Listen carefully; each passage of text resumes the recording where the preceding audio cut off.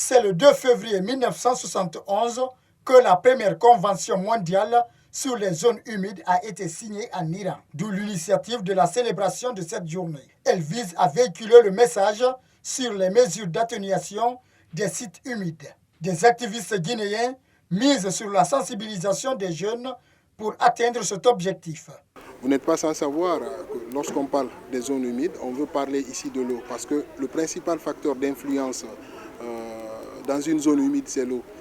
On va vous parler du biotope, de la biocénose, mais tous ces éléments tournent autour de l'eau. Donc voilà l'élément autour duquel toute la conférence a tourné.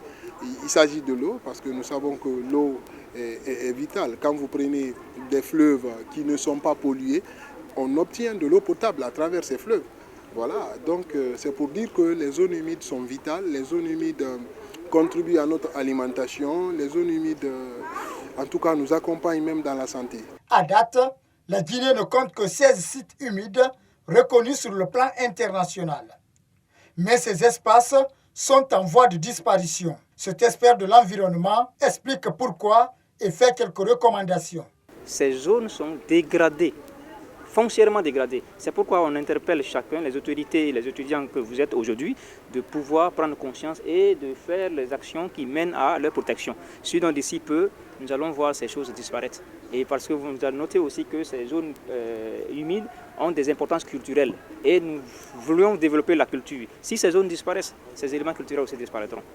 Prendre conscience du fait que l'environnement aujourd'hui est une affaire de tous et qui est en train de se dégrader. Donc il faut qu'ensemble nous prenions le devant pour pouvoir protéger ces endroits-là pour la survie de nos générations actuelles, mais aussi de la génération future. La destruction massive des zones côtières et le manque de documents de politique nationale des zones humides sont les principales causes de la disparition de ces sites en Guinée.